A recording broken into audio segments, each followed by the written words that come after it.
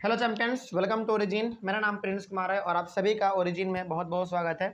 इस video lecture के through हम पढ़ेंगे इंडस्ट्रियल सेक्टर के बारे में और इसमें हम लोग ये जानेंगे कि आखिर जब अंग्रेज़ों का यहाँ पर हुकूमत था तो उस समय पे इंडस्ट्रियल सेक्टर किस प्रकार से काम कर रहा था, अच्छा था, बुरा था, उसका स्पीड कैसा था, है ना।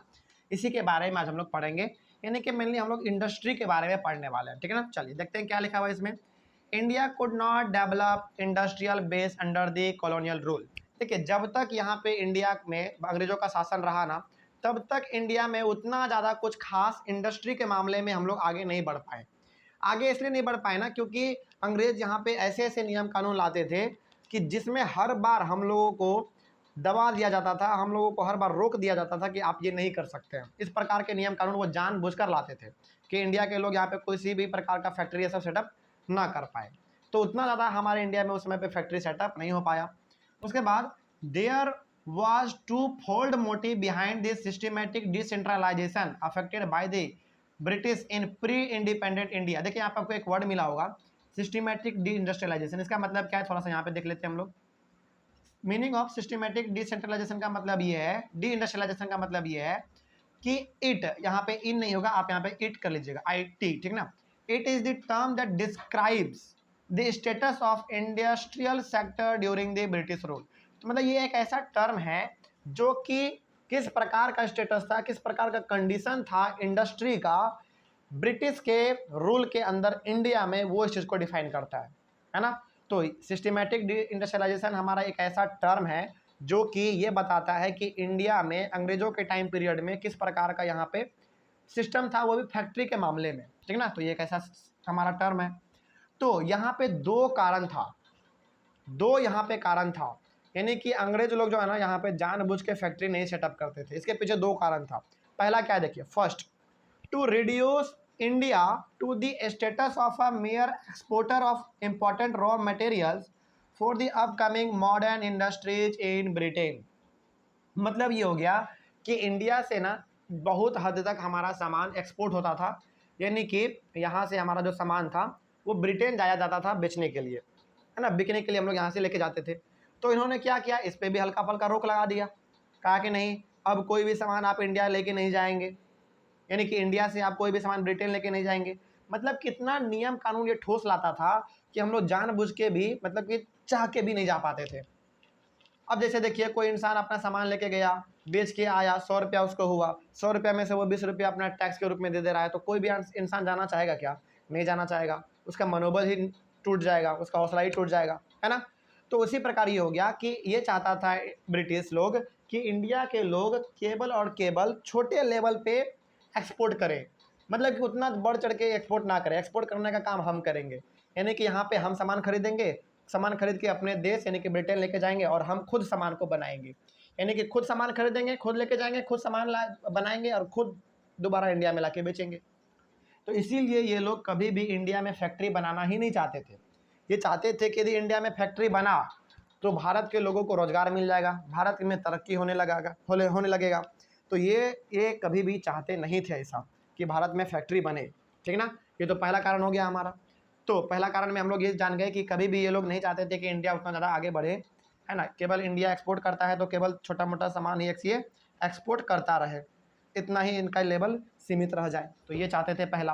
दूसरा बात क्या है, देखिए, second, to turn India into a sprawling market for the finished products from Britain so that their continued expansion could be ensured to the maximum advantages.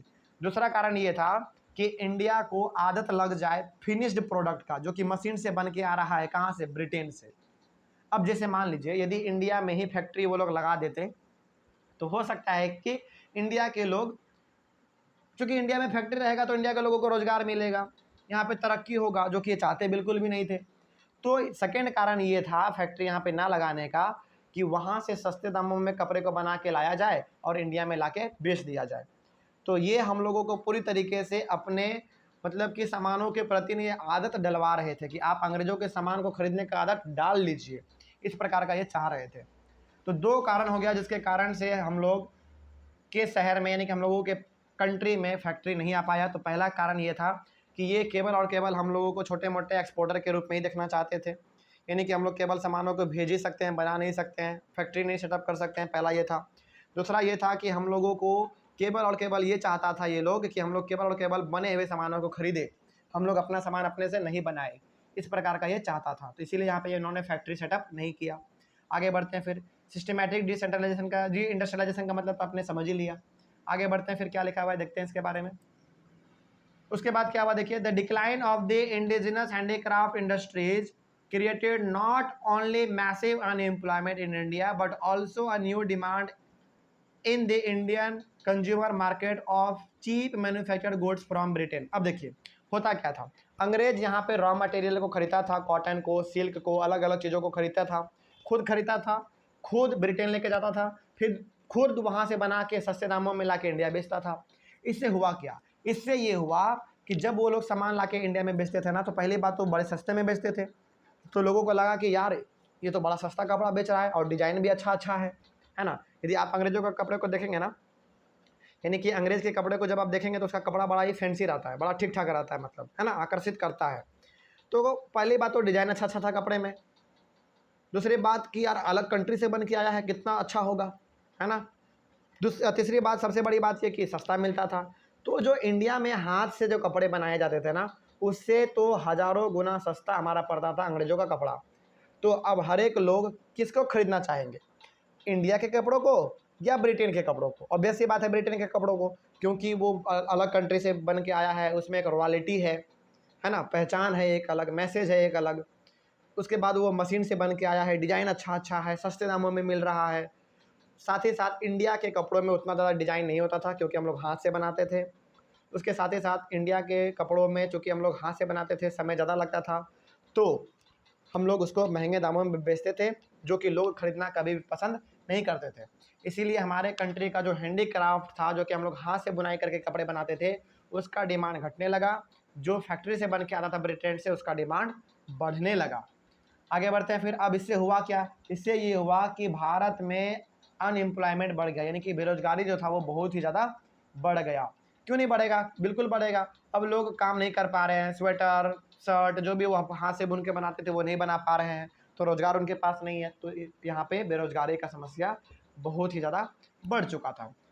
आगे बढ़ते हैं फिर। During the second half of the 19th century, 19th century के second half तक, यानी कि half के भी आप हाफ कर दीजिए, सेकेंड वाला, modern industry began to take root in India but its progress remained very slow. लेकिन अब धीरे धीरे समय जैसे जैसे बदल रहा था, वैसे वैसे हमारे इंडिया में फैक्ट्री का सेटलमेंट हो रहा था, धीरे धीरे हो रहा था। लेकिन जिस प्रकार से हो रहा था ना, कि मानिए आप, मतलब ना ही के बराबर हो रहा था, यानी कि उसका जो स्पीड था आने का वो बहुत ही धीरे था, बहुत ही धीरे काम चल रहा था उसमें। उसके बाद फिर क्या देखिए, the cotton textile mills were mainly dominated by Indians and were located in the western part of the country like Maharashtra and Gujarat। तो पहली बार आप कह सकते हैं कि इंडिया में किसी भी चीज़ का यदि फैक्ट्री लगाया गया तो वो लगाया गया कॉटन टेक्सटाइल मिल, यानी कि कॉटन से कुछ कपड़ों को बनाने वाला जो मशीन होगा, उस प्रकार का सेटलमेंट यहाँ पे किया गया। और इसका पूरी तरीके से जो ऑनर था, जो मालिक था इस ऐसे कंपनी का, कॉटन टेक्सटाइल मिल का, फैक्ट्री का जो मालिक था, आप कह सकते हैं मालिक, वो बिल्कुल एक इंडियन ही था।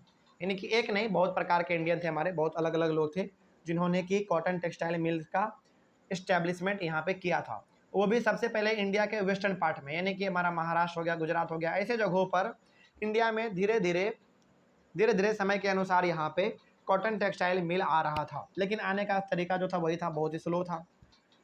उसके बाद the jute mills were dominated by the foreigner and were located in Bengal. और जो जूट मिल था उसको डोमिनेट कर रहा था, यानी कि उसको कंट्रोल कर रहा था कौन, फॉरेनर, यानी कि ब्रिटिशर्स लोग उसको कंट्रोल कर रहे थे। और जो हमारा कॉटन टेक्सटाइल मिल था वेस्ट वाले पार्ट में, वो हमारा इंडियन कर रहा था, महाराष्ट्र और गुजरात में। लेकिन बंगाल में हमारा जो जूट मिल था वो कंट्रोल कर रहा था कौन, ईस्ट इंडिया कंपनी आप कह सकते हैं, यानी कि ब्रिटिशर्स कर रहा था। ठीक है, आगे बढ़ते हैं फिर क्या लिखा हुआ देखिए। The Tata iron and steel company, जिसको हम लोग टिस्को के नाम से भी जानते हैं, वॉज फाउंडेड इन 1907। 1907 में टिस्को का स्थापना किया गया। उसके बाद after the second world war जब हमारा हो गया ख़त्म, उसके बाद a few other countries, sorry countries नहीं है, माई मिस्टेक, इंडस्ट्रीज है। तो after the second world war a few other industries were coming up in the field of sugar, cement, paper ETC. तो सेकेंड वर्ल्ड वॉर के बाद कुछ तरक्की जो है ना इंडस्ट्री के मामले में यहाँ पे देखने को मिला हमको, है ना। इंडस्ट्री के मामले में यहाँ पे हमको देखने को मिला, जैसे यहाँ पे शुगर का इंडस्ट्री आया, यानी कि चीनी बनाने का, शक्कर बनाने का जिसको हम लोग गुड़ भी कहते हैं, सीमेंट बनाने का, पेपर बनाने का, अलग अलग प्रकार का यहाँ पे फैक्ट्री धीरे धीरे आता चला गया, ठीक है। उसके बाद फिर क्या लिखा हुआ देखिए, there was no capital goods industry to help promote further industrialisation in India. अब बात है कि कैपिटल गुड इंडस्ट्री क्या है, चलिए यहाँ पे देख लेते हैं क्या है। तो meaning of capital goods industry यहाँ पे लिखा हुआ है, क्या देखिए, capital good industry means industries which produces goods like machine tools and industrial parts which are used for further industrialization। तो कैपिटल गुड्स इंडस्ट्री का मतलब ऐसा इंडस्ट्री जो कि मशीन्स के टूल्स को बनाते हो, यानी कि औजार बनाते हो, है ना, अलग अलग प्रकार के टूल्स बनाते हो, इक्विपमेंट बनाते हो, औजार बनाते हो, है ना, इंडस्ट्रियल प्लांट में इस्तेमाल होने वाले अलग अलग प्रकार के टूल्स को बनाते हो। ऐसा फैक्ट्री यहाँ पे नहीं था। तो याद रखिएगा, कैपिटल गुड्स इंडस्ट्री का मतलब ये हो गया कि ऐसा इंडस्ट्री, ऐसा फैक्ट्री जो कि इंडिया में मशीन और मशीन के टूल्स को बनाने का काम करता होगा, है ना, जो कि उस समय पे इंडिया में नहीं था। इंडिया में उस समय पे मशीन बनाने का टूल्स हमारे पास नहीं था, फैक्ट्री भी नहीं था हमारे सामने, है ना। तो इंडिया में उस समय पे कैपिटल गुड इंडस्ट्री उतना ज़्यादा नहीं था जो कि मशीन के पार्ट को बनाए, इंडस्ट्रियल प्लांट के पार्ट को बनाए, जिससे कि हम लोग दोबारा अपना फैक्ट्री इस्टेब्लिश कर सके, इंडस्ट्री इस्टेब्लिश कर सके। तो ऐसा कुछ इंडिया के पास उस समय पे नहीं था उस समय पे, ठीक ना। चलिए, आई होप आपको ये चीज़ समझ में आ गया होगा। तो ये हमारा टॉपिक किसका था, ये टॉपिक था हमारा इंडस्ट्रियल सेक्टर का, ठीक है। चलिए, इंडस्ट्रियल सेक्टर में हम लोग बहुत आगे बढ़ चुके हैं। उसके बाद फिर हम लोग, चूँकि वीडियो बहुत लंबा हो गया है, तो हम लोग इसको अपने क्लास में, नेक्स्ट क्लास में देखेंगे, drawback of new industrial sector. तो जो हमारा इंडस्ट्रियल सेक्टर था वो, उसका जो ड्रॉबैक था, उसका जो कमी था, क्या कमी था, ये हम लोग अपने नेक्स्ट क्लास में देख लेंगे। आई होप आपको ये टॉपिक समझ में आ गया होगा यहाँ तक। Thank you very much and have a nice day.